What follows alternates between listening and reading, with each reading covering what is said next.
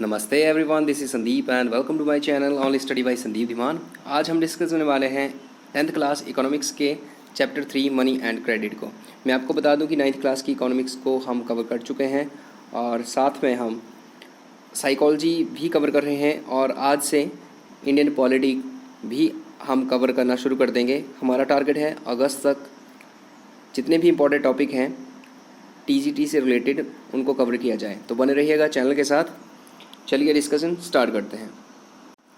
तो money and credit की अगर हम बात करें तो देखो, जब मनी नहीं था मतलब करेंसी यूज़ में नहीं आई थी, तो उससे पहले बार्टर सिस्टम चलता था। अब बार्टर सिस्टम क्या होता है? वस्तु के बदले वस्तु देना, ठीक है, मतलब वस्तुओं से ही लेन देन होता है सारा। जैसे कि मान लो मेरे पास गेहूँ है और मुझे चावल की ज़रूरत है, तो मैं गेहूँ लेकर किसी चावल वाले के पास जाऊंगा और कहूँगा कि मुझसे गेहूँ ले लो और मुझे चावल दे दो, ठीक है। लेकिन इसमें प्रॉब्लम थी, इसमें एक डबल कॉइन साइड चाहिए, ठीक है। मतलब जिस चावल वाले के पास मैं गया, मैं तो विलिंग हूँ उसको गेहूँ देने में और चावल लेने में, लेकिन वो भी चाहिए कि वो भी विलिंग हो गेहूँ लेने में और चावल देने में, ठीक है। तो ये प्रॉब्लम थी एक। तो इसकी वजह से ये बार्टर सिस्टम जो था ये एक चैलेंज था और इसको ओवरकम करने के लिए मनी या करेंसी का यूज़ शुरू हुआ, ठीक है। अब देखो, जब मनी से ट्रांजैक्शन होने लगा, ठीक है, तो उसके बाद ये जो करेंसी थी इसमें कई बहुत सारे इम्प्रूवमेंट हुए, ठीक है। पहले जो था गोल्ड कॉइन था, सिल्वर कॉइन था, मतलब जो प्रीशियस मेटल्स होती हैं उनको यूज़ किया जाने लगा।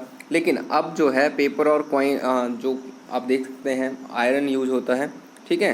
तो ये डेवलपमेंट हुआ करेंसी में, समझ आई बात। अब देखो, करेंसी की अपनी तो कोई वैल्यू नहीं होती। जैसे पेपर की क्या वैल्यू है? हमारे पास कोई बुक है, उसकी वैल्यू है नहीं है, ठीक है। करेंसी, अब करेंसी क्या होता है? ऑथराइज्ड होती है गवर्नमेंट के द्वारा। हम ऐसा नहीं बोल सकते किसी पेज के ऊपर 2000 लिख दिया कि ये लो भैया उठाओ 2000 रुपये और मुझे कोई चीज़ दे दो, ठीक है, ऐसा नहीं हो सकता ना। अब देखो, ये जो है ये सिंबल है हमारे रुपी का। अब ये जो है रुपी जो है, मतलब रुपी क्या है? इंडियन करेंसी है, ठीक है, हमारी करेंसी है और इसे थ्रू आउट कंट्री एक्सेप्ट किया जाता है, ठीक है। अगर कोई पर्सन जो है इसको एक्सेप्ट करने से इनकार कर देता है तो आप उसके ऊपर केस कर सकते हैं, समझ आई बात। लेकिन देखो, हमारा रुपी जो है वो सिर्फ इंडिया में ही वैलिड होगा, थ्रू आउट कंट्री हो सकता है। आउटसाइड कंट्री अगर आप बोलें कि रुपी एक्सेप्ट करो तो नहीं होगा। हाँ, एक चीज़ और, आप डॉलर को एक्सेप्ट कर सकते हैं, आपकी मर्जी है, लेकिन आपको बाद में वो क्या करना पड़ेगा? एक्सचेंज करना पड़ेगा और आपको बताना भी पड़ेगा कि डॉलर कहाँ से आया आपके पास। दूसरी चीज़, आप डॉलर के लिए मना कर सकते हैं लेने से, ठीक है, लेकिन इंडियन करेंसी रुपये को आप मना नहीं कर सकते हैं। अब देखो, एक और चीज़, बैंक जो है अपने पास मॉडर्न फॉर्म ऑफ मनी रखते हैं, ठीक है। अब ये मॉडर्न फॉर्म ऑफ मनी क्या है? देखो, चेक यूज़ होता है ना, तो चेक जो है एक प्रकार की करेंसी है। अब देखो, बैंक के पास पैसा कहाँ से आता है? तो देखो, बैंक जो है उसके पास पैसा जो है वो डिपॉजिटर और बोरोवर दोनों से आता है। देखो, डिपॉजिटर क्या करते हैं? डिपॉजिट करते हैं अपने पैसे को, अपनी सेविंग जो है वो बैंक में जमा करते हैं। पहले क्या होता था? पहले घर में रखते थे, ठीक है। लेकिन जब लोगों को पता चला कि बैंक जो है वहाँ पे सेफ़ है, हमारा पैसा चोरी की को खतरा नहीं है, ऊपर से पैसे भी मिलेंगे, तो बैंक में डालना शुरू कर दिया। अब देखो, बैंक जो है डिपॉजिटर को क्या देता है? इंटरेस्ट देता है ना। अब उसके पास क्या ब्रीडिंग होती है पैसे की? नहीं। क्या होता है? बैंक पैसा लेता है डिपॉजिटर से ना, डिपॉजिट होता है उसके पास, तो वो जब बोरोवर, जब कोई ज़रूरतमंद उसके पास आता है लोन लेने के लिए, तो वो उसको लोन देता है। अब उससे वो लोन लेता है, लोन पे इंटरेस्ट लेता है ज़्यादा और डिपॉजिट पर इंटरेस्ट देता है कम। मान लो मैंने 100 रुपये का लोन लिया, ठीक है। पहले मान लो मैंने डिपॉजिट किए 100 रुपये, तो मुझे बैंक ने क्या दिया? 105 रुपये लौटाए, ठीक है। अब देखो, मैंने 100 रुपये का जब लोन लिया तो बैंक ने मुझसे कितने पैसे लिए? बैंक ने मेरे से वापस जब लिए तो 106 रुपये लिए, ठीक है। तो इस तरह से 1% इसने मेरे को ज़्यादा चार्ज किया, समझ आई बात। तो इस तरह से बैंक के पास पैसा आता है। अब आगे बात करते हैं हम क्रेडिट की सिचुएशंस की। तो क्रेडिट की 2 सिचुएशंस होती हैं, ठीक है। पहले क्रेडिट होता क्या है? मतलब लोन को ही हम क्रेडिट बोल रहे हैं यहाँ पर, ठीक है। तो इसमें मनी, गुड्स या सर्विसेज कोई भी चीज़ हो सकती है जिसको क्रेडिट किया जाता है, लेकिन इसमें एक प्रॉमिस होता है कि फ्यूचर में उसको वापस करना होता है। समझ आई बात। अब दो सिचुएशंस कौन सी हैं? तो पहली सिचुएशन है जिसमें लोन जो है वाइटल और पॉजिटिव इफेक्ट डालता है, ठीक है। जैसे कि फेस्टिवल, एग्जांपल देता हूँ मैं आपको।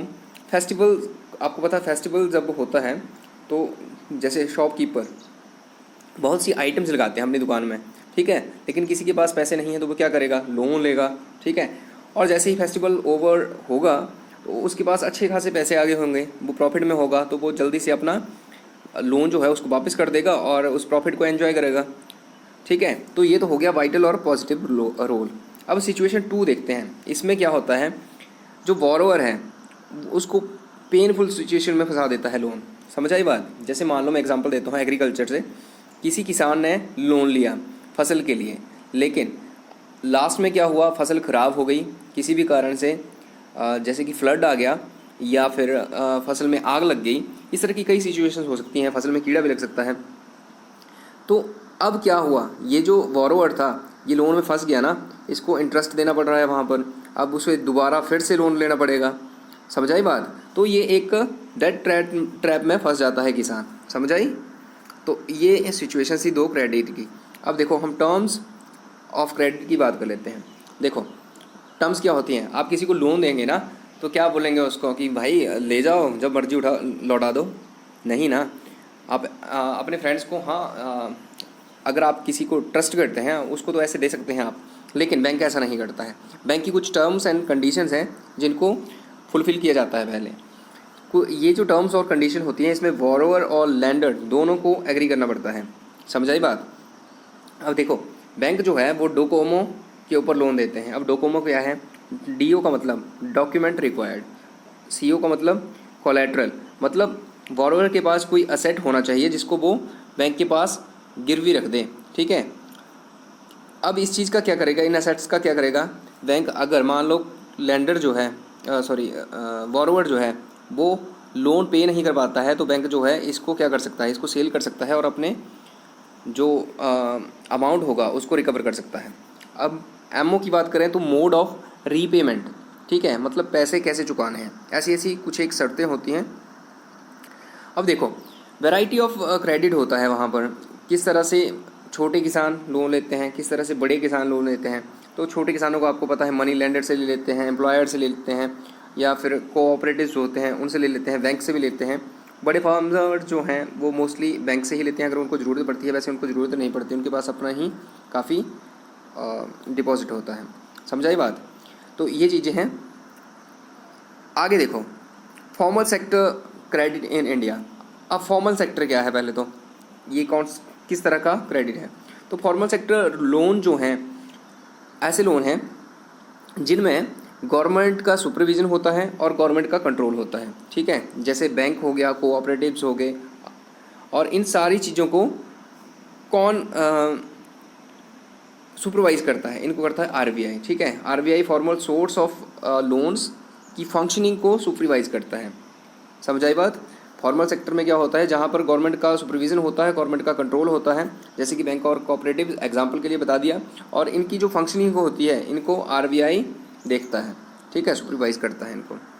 अब बात करें इनफॉर्मल सेक्टर की, तो informal sector credit in India में ऐसे लोन जिनके ऊपर गवर्नमेंट का कोई कंट्रोल नहीं होता है। जैसे आप किसी मनी लेंडर से ले लेते हैं, साहूकार से ले लेते हैं, किसी ट्रेडर से ले लेते हैं, किसी फ्रेंड से लेते हैं, रिलेटिव से ले लेते हैं, तो ये जो है इनके ऊपर गवर्नमेंट का कंट्रोल नहीं होता है। ये आपको 100 देकर आपको बोलेंगे कि मैं 100 तो दे देता हूँ आपको, आपने मुझे 120 वापस करने हैं। समझाई बात। तो ये चीज़ होती है। और ये बात करें हम इनफॉर्मल सेक्टर की, तो इसका मकसद सिर्फ प्रॉफिट कमाना होता है। अब आगे देखो, ये जो फॉर्मल सोर्स ऑफ क्रेडिट है ये बिल्कुल अच्छा नहीं होता। जो फॉर्मल है वो बहुत अच्छा होता है और सस्ता भी होता है, लेकिन इनफॉर्मल जो है वो बहुत गंदा होता है, क्योंकि वो डेट ट्रैप में फंसा देता है। इसमें जो लेंडर होता है वो उसका मकसद सिर्फ प्रॉफिट कमाना ही होता है, ठीक है। और ये जो फॉर्मल है ये चीप होता है, अफोर्डेबल होता है, और किसी कंट्री की डेवलपमेंट में बहुत ही इंपॉर्टेंट रोल प्ले करता है। कौन सा? फॉर्मल, जो गवर्नमेंट देती है, ठीक है। अब देखो एक और चीज़ है, लोग जो हैं, जो पुअर लोग जो हैं, वो SHG बनाते हैं, सेल्फ हेल्प ग्रुप। मतलब एक ग्रुप बनाएंगे जिनमें उनके सराउंडिंग के ही लोग होंगे। मान लो एक गांव है, वहाँ पर एक SHG है, तो उसमें गांव के ही मेंबर होंगे जिनके ऊपर वो ट्रस्ट करते हैं कि अगर ये पैसा ले लेंगे तो ये लौटा देंगे, ठीक है, क्योंकि ये एक दूसरे के साथ डेली मिलने वाले होते हैं, एक दूसरे की इज्जत करते हैं और इनको अपनी इज्जत काफ़ी चिंता होती है, ठीक है। तो ये क्या करते हैं, एक ग्रुप बनाते हैं, इसमें 15-20 लोग होते हैं और ये जो है मंथली, मतलब एक छोटा सा अमाउंट जो है, छोटा सा अमाउंट या मतलब अपनी जितनी भी हो उनकी एक फ़िक्स करते हैं अमाउंट की, इतना हमने हर महीने डिपॉजिट करना है। अब जैसे किसी को ज़रूरत पड़ती है तो इस डिपॉजिट में से उसको पैसा दे दिया जाता है, ऐसे नहीं दिया जाता, उसके ऊपर इंटरेस्ट लिया जाता है। और जो लास्ट में जब इसको कैलकुलेट किया जाता है तो जो भी प्रॉफिट होता है वो सब आपस में बराबर बराबर बांट लेते हैं। तो ये जो SHG हैं ये बिल्डिंग ब्लॉक की तरह काम करते हैं, समझ आई बात। मतलब किसी जो पुअर लोग होते हैं उनकी डेवलपमेंट में एक अच्छा रोल प्ले करते हैं ये, और गवर्नमेंट को ऐसे जो ग्रुप्स हैं उनको सपोर्ट करना चाहिए। तो इस लेसन में इतना ही है, बने रहिएगा चैनल के साथ। अगस्त तक हमारा टारगेट है सारे इंपॉर्टेंट टॉपिक को कवर करना। मैं साइकोलॉजी भी कवर कर रहा हूँ जिसमें मैंने कुछ एक वीडियोज़ डाली हैं, आप चाहें तो वहाँ से देख सकते हैं। बने रहिएगा चैनल के साथ। Thank you.